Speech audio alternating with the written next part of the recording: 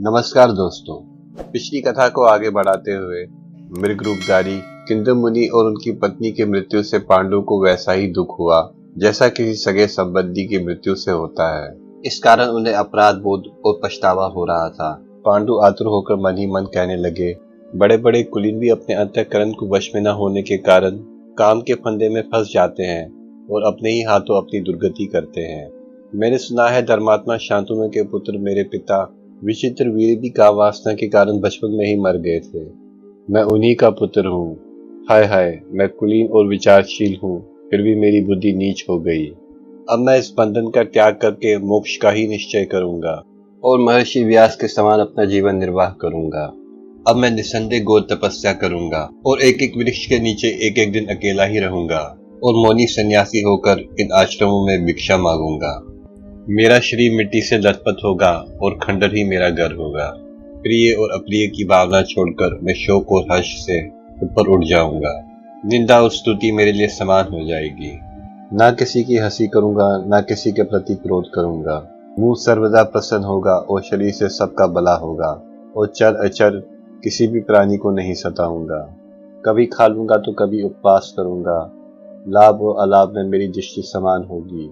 मैं न जीने की चेष्टा करूंगा, न मरने की। न जीवन से प्रेम करूंगा, न मृत्यु से द्वेष।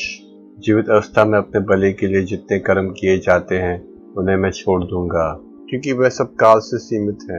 मैं भला कर्म से प्राप्त होने वाले अनित्य फलों को क्यों चाहूंगा। सारे पापों से छूट जाऊंगा। अविद्या के जाल को फाड़ डालूंगा। प्रकृति और प्राकृत पदार्थों की अधीनता से छूट जाऊंगा और वायु की तरह सर्वत्र विचरूंगा। आगे पांडु के विचारों को बताते हुए वैशंपायन जी कहते हैं, जो मनुष्य सत्कार या तिरस्कार से प्रभावित होकर कामनाएं करने लगता है और उन्हीं के अनुसार चेष्टा करता है, वह तो कुत्तों के मार्ग पर चल रहा है। इस प्रकार सोच विचार कर पांडु ने लंबी सांस लेते हुए कुंती और माद्री से कहा, तुम लोग राजधानी को लौट जाओ।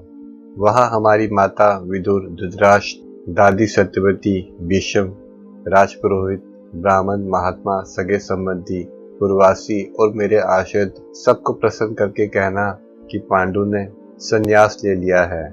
कुंती और माद्री ने पति की बात सुनकर और उसके वनवास का निश्चय जानकर कहा, आर्यपुत्र, संन्यास आश्रम के अतिरिक्त और भी तो ऐसे आश्रम हैं जिनमें आप हम लोगों के साथ महान तपस्या कर सकते हैं। स्वर्ग में हम भी आपके साथ चलेंगी, वहां भी आप ही हमारे पति होंगे।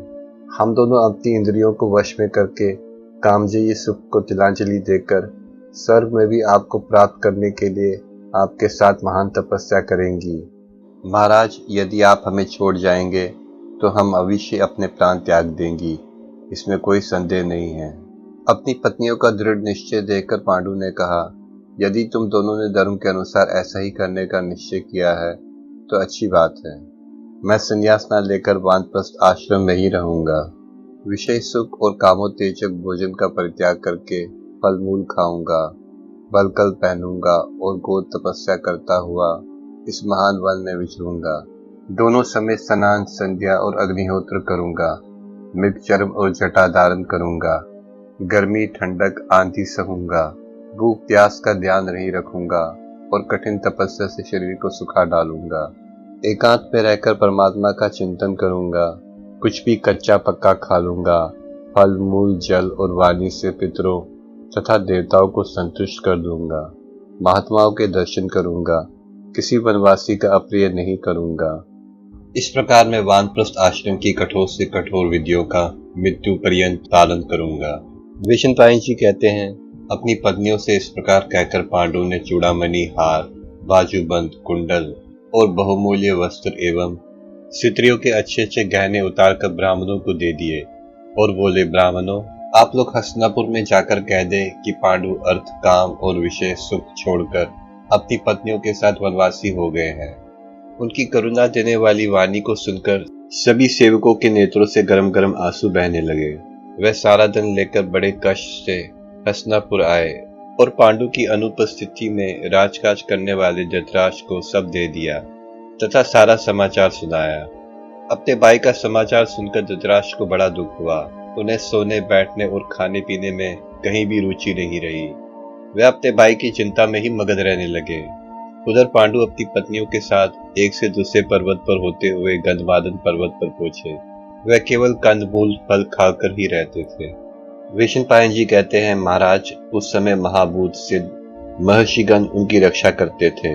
इंद्रदमन सरोवर पहुंचकर तथा उसके बाद हंसकूट को लादते हुए वह शतऋषंग पर्वत जा पहुंचे। वहां वे तपस्वी जीवन बिताते हुए भारी तपस्या में संलग्न हो गए।